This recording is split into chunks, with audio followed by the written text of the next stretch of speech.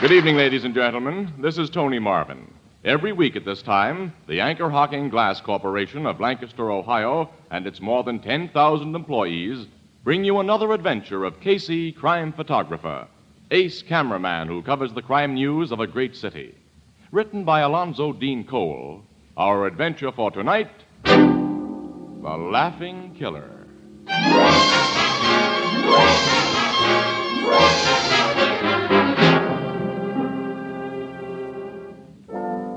Midnight, and the Blue Note Cafe is doing its usual brisk midnight business. From the service end of the bar, a waiter beckons to Ethelbert, the head bartender. What do you want, Walter? The guy at that table by the wall wants another drink, Ethelbert. How about it? He's lit to the eyes. You better collect his bill and ease him into a cab. Okay. Wait a minute. Huh? His face is familiar. You know who he is, Walter? No, he's a new one to me. I can't place him, but he's a clean-cut looking guy. Yeah. See, he gets a right cab, Walter, with a driver you know, huh? Okay, if I can get him out and into a cab. Hi, Ethelbert. Well, Casey. Hello. Evening, Miss Williams. You two just put the paper to bed? Yeah, nothing to do now but go home and get some shut-eye. Oh, and how I'll go for that. Oh, I'm You tired. and me both, Annie. Ethelbert, give me a pack of cigarettes, will you? Same old brand? Sure, same old brand. What do you think? Here. Pick up what you need. Why you got a bullet mixed up with that silver? A bullet. Oh. Oh, Captain Logan gave that to Casey today. Yeah. This .32 caliber shell was in an automatic that killed a guy last month, pal. Casey helped Logan get the killer, so that cartridge is to remember him by. A little slug just like that bumped someone off, huh? A .32 is big enough when it gets inside you. pal. Don't go into details. I can imagine. I don't want to go home. Look, I want another drink. please, mister. Oh, no, I don't want to go home. One of your customers isn't listening to reason, Ethelbert. Ethelbert, hey. Isn't that drunk Artie Maddox? Artie Maddox? Yeah. Sure, I knew I'd seen him before. When did he get out of the big house, Casey? Last month on parole. I meant to look him up, but I haven't had time. You mean that nice-looking man is an ex-convict? Yeah, and he was sent up for murder, Miss Williams. Well, not quite. That was manslaughter. A lot of doubt that he was guilty even of that, too. That's so. What? His case was hot news before you come to this town, Miss Williams. Artie Maddox was an orchestra leader. He had one of the best sweet bands in the country, Annie. Before he met some dame who calls herself Gypsy Hibbert. Gypsy Hibbert. Oh, the big blues singer. That's right. Yeah, you can shorten the gypsy part of her name to plain Gyp. That'd describe her better, too. What happened? Well, she was singing in a roadhouse, and Artie heard her. He hired her and gave her a feature spot with his band. Then he went nuts about her and wanted to marry her. But she just kind of strung him along in order to meet more important guys. One of which was Phil Blaney. At that time, Annie, 5 years ago, Blaney was the big shot in the gambling racket here. You mean he had the spot that Lou Carboni has now? Uh-huh. Oh. Carboni then was merely Blaney's first assistant. Well, Blaney went for the gypsy gal in a big way.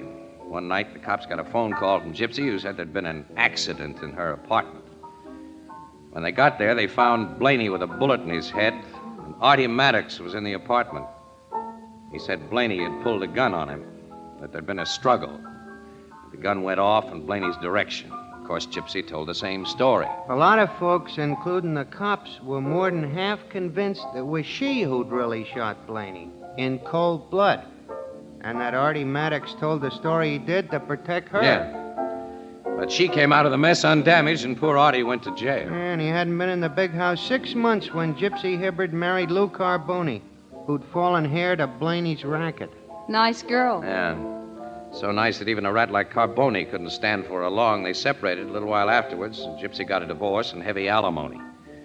Well, Artie Maddox is out on parole now.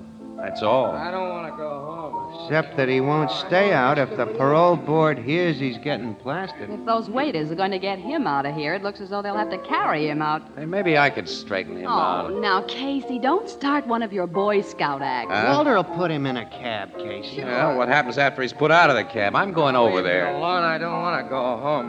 Look here, mister. I'll take care of him, Walter. What? You know this guy, Casey? Sure. Remember me, Artie? Sure. You're a cop, ain't you? No. I'm no cop. But you know, it wouldn't be good if a cop saw you right now. A guy on parole is supposed to behave himself. I'm not doing anything wrong. Just celebrating something. Something awful funny that's happened. You never guess the funny thing that's happened. Well, suppose I run you home, huh? You tell me about it on the way. I'm not going to tell you. I'm not going to tell anybody. But you can read about it in the papers tomorrow. Okay, but let me take you home anyway. You can read it in the papers. Hey, say, you work on a paper. I remember you now. You're Casey. That's right. Casey, good old Casey. I'll buy you a drink. No. Mister. Wait a minute. Hey, wait a We'll minute. have one later. You got a bottle at home, Artie? Sure, I got a bottle Well, of that's home. fine. Suppose you take me there and we'll have a talk about old times, huh? I'd like to talk tonight. I'd like to talk. Where are you living? Buckingham Apartments. It's 6th Street, number 614. 614. 614. All right, that's fine. Well, let's go then. Come on. You're not just trying to get me out of here. Of course not. Come on, pal. Come on. Okay. The funniest thing happened tonight, Casey. The funniest thing.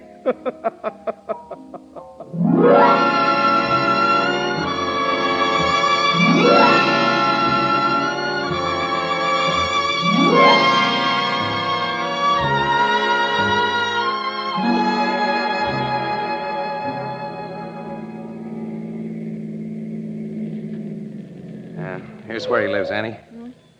If I can only get him into his apartment. What did he do? Give you the number before he Yeah, passed? 2B, second floor. All right, here goes. Hey, you're not going to carry him. It's the only way he can be moved. But this is a walk-up place, Casey. The Oh, stairs. poor guy isn't heavy. Open the door for me, will you, Annie? Oh, all right, sure. I'd better come along and help you with the apartment door, too. Yeah, if you don't mind, honey. Gee, this is an awful cheap-looking place. Well, guys don't usually come out of prison heavy with dough. Well, I wonder what's he living on? Dixie Trumbull, the songwriter, was always Artie's closest pal. Imagine Dixie's putting him up. He hasn't been on the chips lately either. There, here we are. Here's 2B. You have to go through his pockets and find the key. Yeah, I'll prop him up right here, Annie. Funniest thing happened tonight. Hey, snapping out of it, Casey. Funniest thing. Uh-oh. Passed out again. I wonder where he carries his key. Annie. Huh? Look at this. Automatic pistol. This was in his pocket. This chump's just out of jail on parole. He's toting a gat. Uh-oh. This doesn't look good, Casey. Looks lousy. Hey, Annie. Yeah? This gun was fired not long ago. Fire. Yeah, smell it. Yeah. Wait a minute. Let's look at the clip. Yeah. One cartridge missing. What do you think? Your guess is as good as mine. Funniest thing happened tonight. Funniest There, I thing. found his key. Here, Annie, unlock the door, will you? Yeah, okay. I'm going to snap this guy out of his daze and ask him a few questions. All right, switch on the lights. Oh, yeah. Here we are. How are you going to make him talk? There now. You find some coffee in that kitchenette, will you, Annie, while I hold this guy up? Yeah. Make a pot of triple strength while you're doing it. I'll be ducking this guy in a cold bath. Okay. All right, now, Artie. You come into this bathroom. Get those clothes off you. Funniest thing happened tonight. Yeah. Maybe it won't seem so funny after you hit this cold water.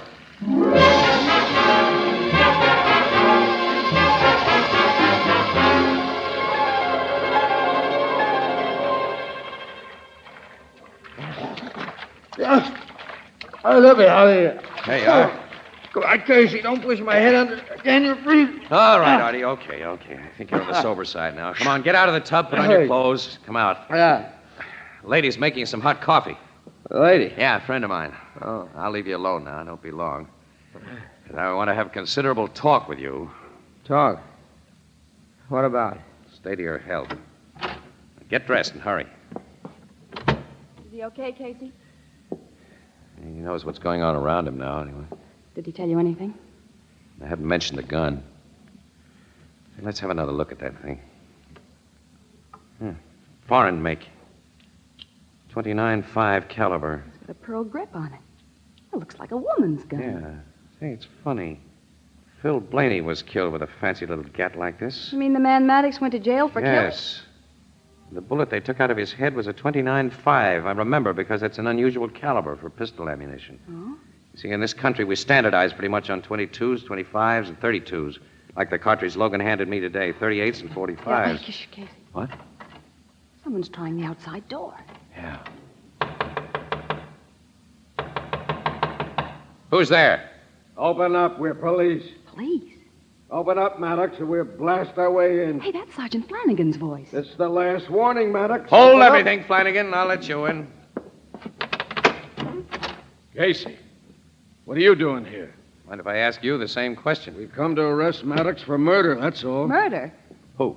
Gypsy Hibbert. Gypsy? Yeah. She was killed about 2 hours ago in her apartment. Now then, where's Maddox? Why do you think Maddox had anything to do with it? He was seen leaving the building she lives in. She was shot with the same kind of gap that killed Blaney 5 years ago. A 29.5 automatic. Hey, Casey, Let me do the talking, Annie. The only talk I want to hear right now is the answer to where's Maddox? He's here, Flanagan. Where? In the bathroom. There. Uh-huh. All right, bring him out, Sam. I'll cover you with my gun. Right, Sarge. Hey, Casey, he killed that woman with a gun. Maybe that you not, got. Ann. Maybe not. Don't mention that Not gun in the now. bathroom, Sarge. He's gone. What? Hey, that open window. He must have swung under the fire escape and got away. Casey, you're to blame for him getting away. I am. You stalled me here while he was going out that window. I wasn't stalling you. We'll see what Captain Logan thinks about it. You know, you've got me in a jam, pal. Well, I'll make Logan see you weren't to blame. Where is he? At the late Gypsy Hibbert's apartment, trying to find out just what happened there. Well, let's go. I want to find out what happened at the late Gypsy Hibbert's apartment, too.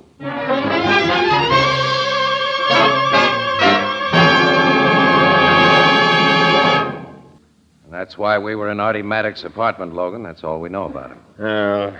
When you undressed him before you stuck him in a cold tub, Casey, he didn't run across a gun in his clothes. I wasn't looking for a gun. Casey. Now, suppose you give Ann and me the lowdown on this shooting, pal. Well, a guy called up headquarters. Wouldn't give his name, but he told us to pick up Lou Carboni and ask him why he'd just killed his ex-wife. Ask Lou Carboni why he'd killed Gypsy Hibbert. Yeah. So 2 of my men went to Carboni's home. They found him playing poker with 3 guys who said he hadn't left the house all evening. At the same time he was being checked, I came here to Gypsy Hibbert's apartment. Got the super to let me in and found her lying on the living room floor with a 29.5 slug in her head. And somebody told you they'd seen Artie Maddox leaving the building. Yeah, the superintendent. And checking the time he saw Maddox leave with the medical examiner's finding, the woman must have been shot just a few minutes before. Have you any idea who made that call to headquarters, Captain? Oh, I think Maddox made it. He killed Gypsy Hibbert because she married another guy, Lou Carboni, after Maddox took the rap for her in that Blaney shooting. Maddox hated Carboni, too, for getting the gal he wanted, so he tries to frame Carboni for the murder he's just committed himself. You know, Carboni wasn't on good terms with his ex-wife.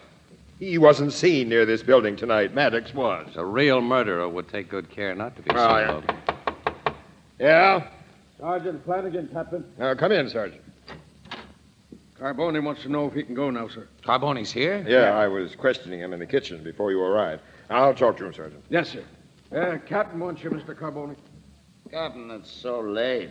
I wonder... Carboni, you can go home now, but don't leave there without letting me know where I can reach you. Very well. Hello, Carboni. Oh.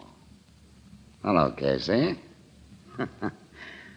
Sergeant Flanagan tells me you helped the murderer of my ex-wife make his escape tonight. I don't believe Flanagan told you that. That I didn't, Casey. All I said was... Now, don't take me seriously. I was only kidding.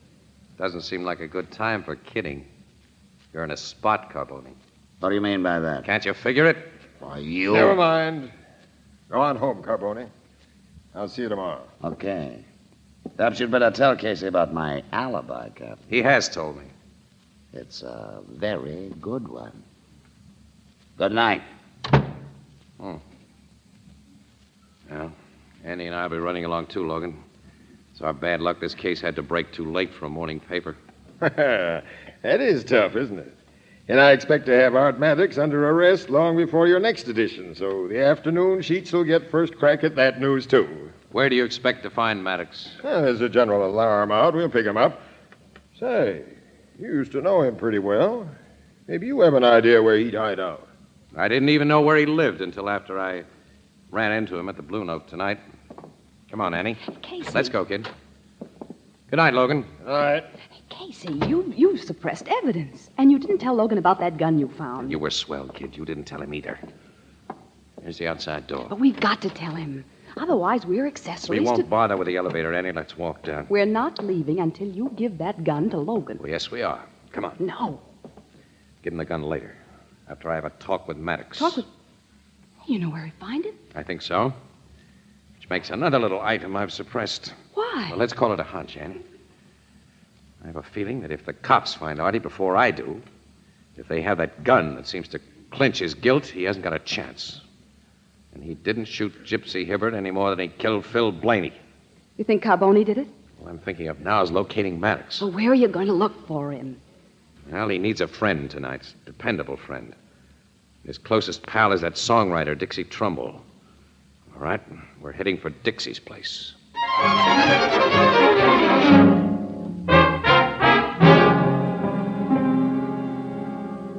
I ain't set eyes on Artie for 2-3 days, Casey. On the level, he ain't here. Oh, listen, Dixie.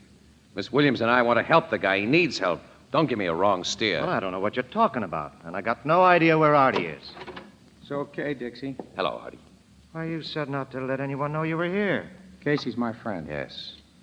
This should convince you of that, fella. Oh, the gun. I figured you'd found it on me. And Casey didn't tell the police about it.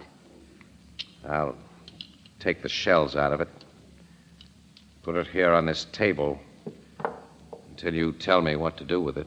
What does the gat mean, Artie, and what's the stuff about cops? I haven't told you, Dixie, because the less you know, the less trouble you'll have. I'll go out and take a walk for half an hour. Please, Dixie. Okay, pal. Guess you've got a good reason for asking. I have. That's all I need to know. See you later. I can't have him mixed up in this case. He's too grand a guy. This apartment of his was the only place I knew of to go after I ducked out that bathroom window. I spent 5 years in prison. I can't go back there. I heard the cop say he was looking for me. I lost my head. What were you doing at Gypsy Hibbert's tonight? You don't think I killed her? I'd have given the cops that gun if I had. And told them to look for you here. Come on, let's have the lowdown. Okay. You know I was crazy about Gypsy before. Yes, I know. Before? Yeah. Well, after I came out of jail, she wouldn't see me or even talk to me over the phone. Last night, I made up my mind I'd see her. I had to. Then, it was funny. It's the funny part we want to hear about. Well, I sneaked up to her apartment. A guy in stairs showed me how to pick locks, and I sat in the dark waiting for her to come home. Finally, the outside door was opened with a key. It was Lou Carboni. Carboni? Yes, he sat down in the next room and waited in the dark. Then the door opened again. It was Gypsy this time. He told her why he'd come to kill her. Then I watched him do it. You watched Why him? did Carboni kill her? It was funny, Casey. It was so funny I couldn't raise a hand to stop him. Come on, hold on to yourself, Artie. What did he say to her? She had been blackmailing him, threatening to tell the cops it was really Carboni who killed Blaney. Carboni killed Blaney. And I had taken the rap because Gypsy told me she had killed Blaney. She was protecting Carboni then at my expense. Then she married Carboni and they got to hate each other. And tonight, he killed her while I was there to watch. Wasn't it funny, Casey? Wasn't it funny? Come on, Artie, cut it out. What happened after Carboni shot her? Come on, Artie, pull out of it. He wiped his fingerprints off the gun. He put it in her hand to look as though she'd committed suicide. But he didn't know I was watching. Then he let himself out the back way. I realize now it was a crazy thing to do, but I picked up the gun. I put it in my pocket. I thought he'd spoil his suicide setup. Then I got out of the place. I phoned the cops to pick him up. Artie, no jury's going to believe the story you just told us. I know that. But Carboni's not going to be free and alive while I pay for another murder he's committed. What do you mean? I got another gun before I came to Dixie's. You see, I'm going to kill Lou Carboni. Artie, give me that gun. Keep back, Casey. I'm going to kill Carboni today before the cops can find me. Don't be a fool. You've just said no jury will believe my story. Give me that gun. Keep back. You won't shoot me. Not to kill you. But I'll let you have it. He will shoot Casey. Look out. Okay, Annie. Now, you two get into this clothes closet. I'm sorry, but this is the way it's got to be. It's a foolish way, Artie. It's the only way. No! Let me go. Casey! Give me back that gun. Not a chance. I never figured you for a killer, Artie. You're not going to louse me up by shooting Carboni or anybody else. Thanks, Casey. Drop the gun you just took from him, Casey. Drop it. Carboni. Guess there's nothing else I can do, Carboni. Thanks. Now all of you move back against that wall. You see, Maddox? Like Casey, I figured you'd hide out with Dixie Trumbull. Why did you come here? That gun I planted beside my late wife's body wasn't found there. And I leave nothing to chance.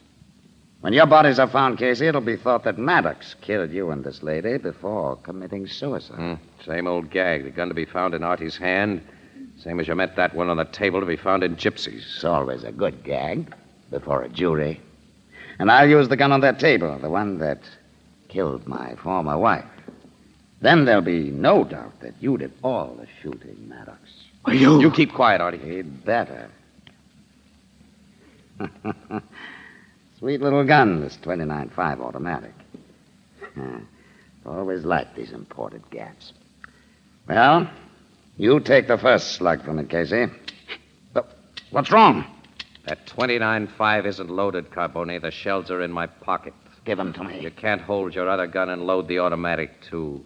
You can load it. With its barrel pointed at Miss Williams. If you make a single phony move. All right. I know when I'm licked. Take the gun. Put a shell in its chamber first. Okay. Now load the clip. This suits you. Hold the gun by the barrel and slide the clip in. Now what? Put the gun on the table. Don't get your finger near the trigger. There. Nice little guns. Those 29.5s. Get ready to take it, Casey. Okay. I got you and the lady into this, Casey. You'll get the second slug, Maddox. Then Miss Williams. Now, Casey. So long. With that shell, Carboni, so long to you. Gee, the gun blew up. Yes, it exploded right in his face. Right in his face. Wasn't it funny? Wasn't it funny? Well,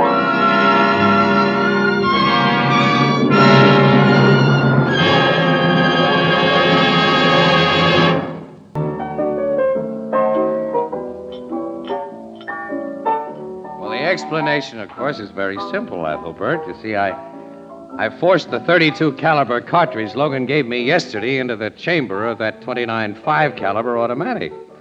And it wouldn't pass through a barrel that was too small by 2.5 hundredths of an inch. You remember, Ethelbert, that inventor's machine gun that blew up because the shells were too large? Yeah.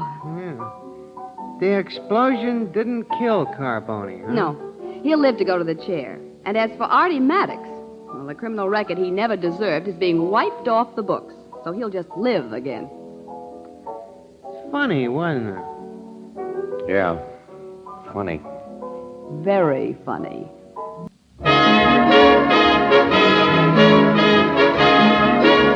Crime Photographer is directed by John Dietz. The original music is by Archie Bleyer, and the program features Miss Jan Miner as Anne and John Gibson as Ethelbert.